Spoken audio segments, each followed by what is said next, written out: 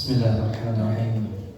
Assalamualaikum warahmatullahi wabarakatuh. Waalaikumsalam warahmatullahi wabarakatuh. Alhamdulillahi wa kafa wassalatu wassalamu ala nabiyil mustafa nabiyina Muhammadin sallallahu alaihi wasallam wa ala alihi wa ashabihi ahli sunnati wal wafa ba'd. Qala Allah ta'ala fi kitabil karim, asy-syaitanu ya'idukumul faqra wa ya'murukum bil fahsya. Allah ya'idukum maghfiratan minhu wa fadlan wallahu wasi'un alim. Jamaah salat Isya Masjid Miftahul Iman rahimani wa rahimakumullah. Apa kabar, sehat? Alhamdulillah. Malam ke berapa sekarang? 24 atau 25? Genap apa ganjil? Semua dianggap ganjil aja. Jadi Nabi dan para sahabat itu tidak pernah memilih-milih genap ganjil. Kalau 10 hari terakhir Nabi itu mengencangkan ikat pinggangnya, dikencengin, bukan berarti pakai sapu kenceng, nah, ini maknawi. Biasanya Nabi SAW kalau 10 hari terakhir Ramadan itu lebih gigih, lebih semangat dan mengurangi makan, karena makan ini bisa menghambat semangat dan efektivitas kita. Kalau perut kenyang, biasanya yang berat itu mata. Betul kan? Perut kenyang, yang berat mata. Jadi kalau kekenyangan makan, ngantuk. Bagaimana kita bisa memaksimalkan 10 hari terakhir Ramadan kalau bawaannya ngantuk?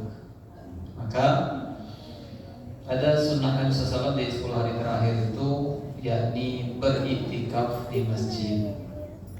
Nah, kita tinggal di Indonesia, diuji dengan perbedaan dalam penentuan satu Ramadan. Jadi kadang-kadang orang kita itu banyak hitung-hitungan dalam ibadah, tapi kalau pengen dapat nikmat dari Allah nggak pernah mau hitung-hitungan.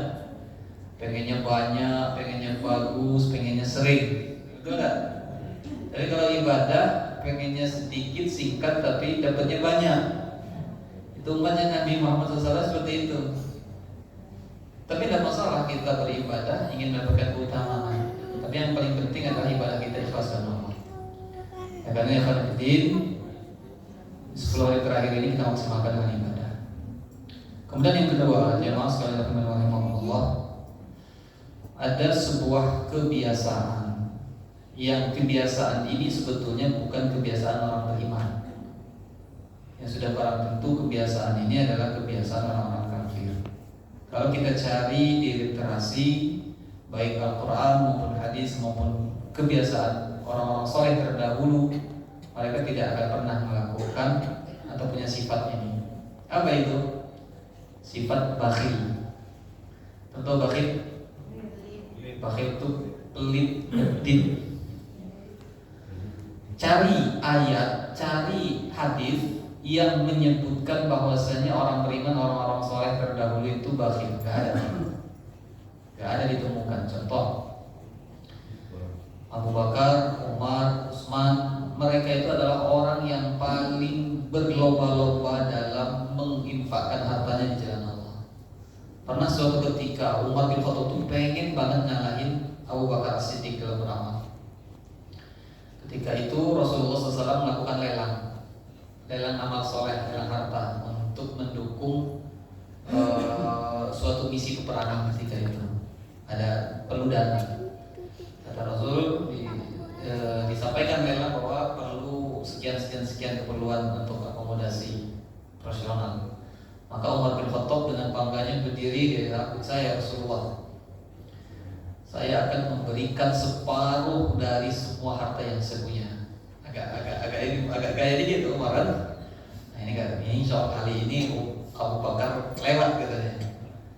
Nah kali itu rahimahullah muncul Abu Bakar As-Siddiq radhiyallahu anhu. Beliau mengatakan kepada Rasulullah, ya Rasulullah, saya infakkan, saya sedekahkan seluruh harta yang saya punya. Kemudian ditanya, apa yang kau tinggalkan untuk keluarga? Aku tinggalkan Allah dan Rasulnya.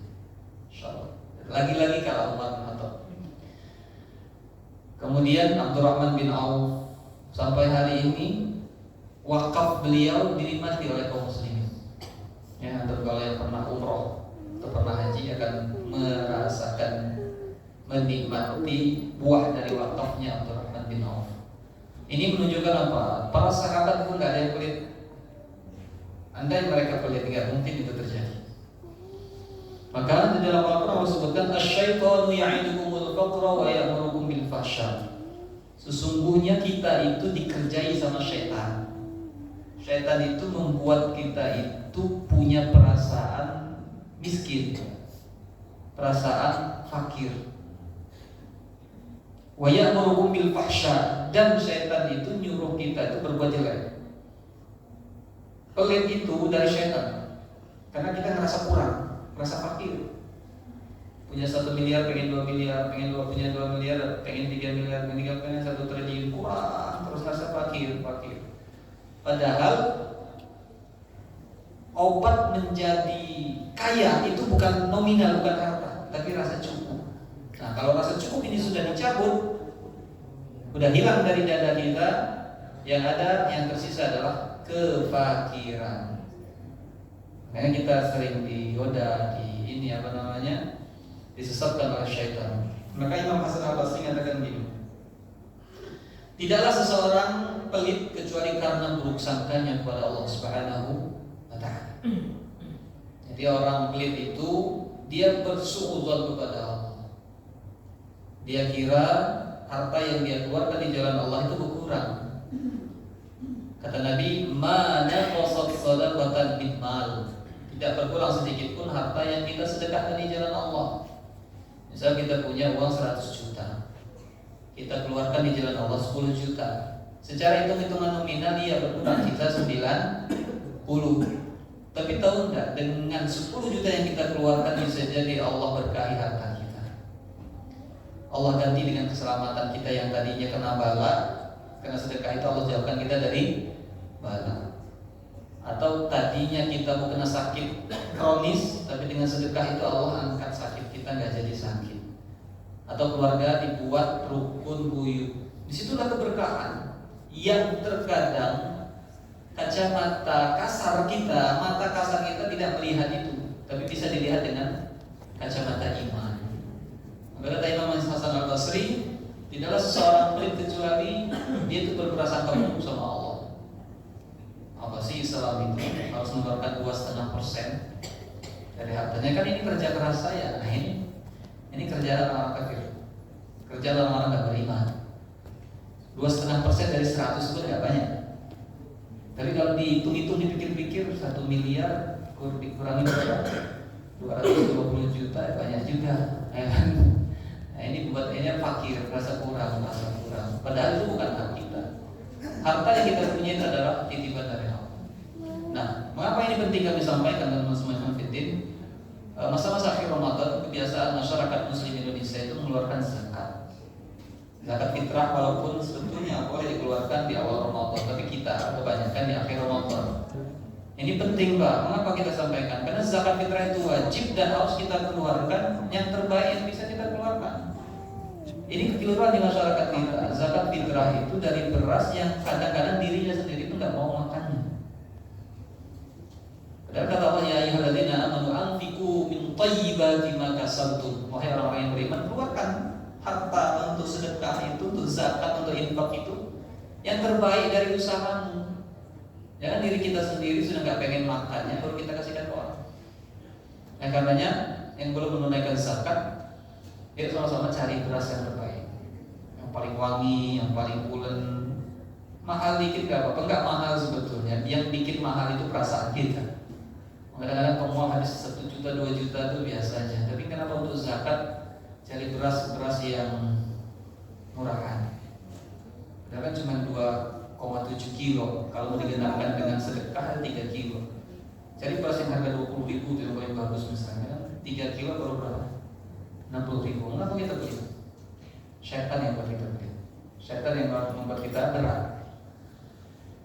Termasuk zakat mal. Zakat mal itu teman-teman semua. Zakat mal itu kekuatan kaum muslimin. Zakat itu kekuatan kaum muslimin, bukan pajak. Pajak menyengsarakan umat. Ini kajiannya agak dalam kan?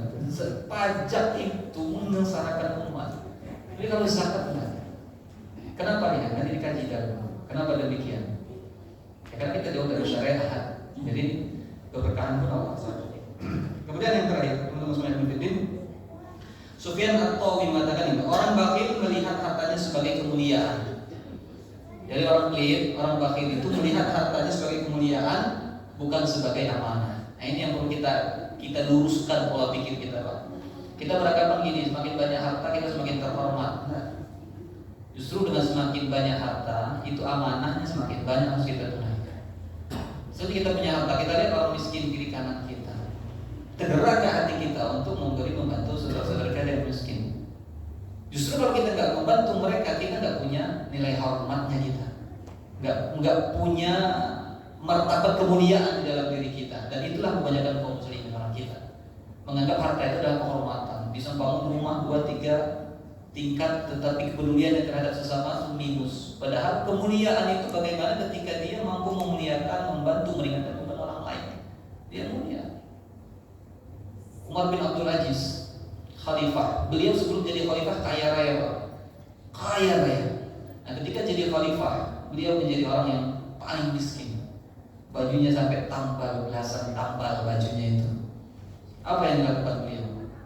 2,5 tahun jadi kepala negara, rakyatnya makmur. Susah mencari orang susah. Jadi menyalurkan zakat itu nggak ketemu, karena orangnya sudah pada sejahtera. Itu Umar bin Abdul Aziz. Apa yang dilakukan ketika beliau pertama kali dilantik? Beliau tinggalkan semua harta-harta beliau, keluarga-keluarganya dikumpulkan, kekayaan-kekayaannya, keluarganya itu disita semua, taruhkan di Baitul Mal. Baitul Mal itu digunakan untuk kemakmuran rakyat. Bukan orang sekarang baru dilantik sudah lelang SK dan segala macamnya. Bagaimana caranya mobil yang paling biasa aja jadi mobil yang paling bagus ini berbeda. Kenapa orientasinya beda? Oleh karenanya jemaah sekalian, kita perbaiki orientasi kita, cara berpikir kita bahwa harta itu adalah amanah, bukan kemuliaan. Nah, ketika kita punya harta, kita ambil kemuliaan dari Allah Subhanahu wa taala dengan cara membantu orang lain. Ramadan momen paling tepat. Kalau yang belum zakat, keluarkan zakat fitrah yang terbaik bisa dikeluarkan. Kalau belum punya zakat mal, atau itu hartanya masuk nisab, jangan ragu-ragu keluarkan. Disitulah sumber keberkahan dan kemuliaan. Ada saudara kita, anak kiri kanan tetangga kita menuju lebaran, mereka belum mendapatkan apa yang anak-anak kita dapatkan, kita punya kelebihan harta, bantu mereka, bahagiakan mereka. Insya Allah dengan demikian Allah berikan kemuliaan kita, kemudian hidup di dunia dan di akhirat. Jangan sampai Ramadan nggak punya bekas sama sekali. Ramadan lewat, nggak ada peningkatan sama sekali kebaikan dalam diri kita. Terima kasih banyak.